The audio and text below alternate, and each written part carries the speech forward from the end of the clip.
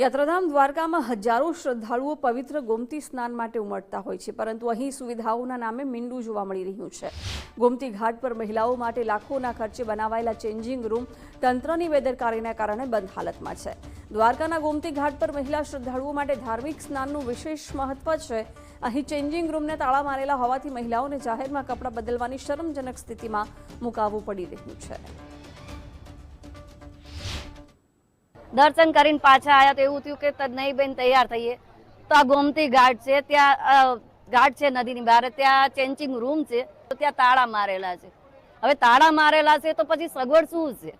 आ द्वारका में लाखों नहीं पण करोड़ों पब्लिक आवती हशे, तो एना माटे आ सारूं नथी।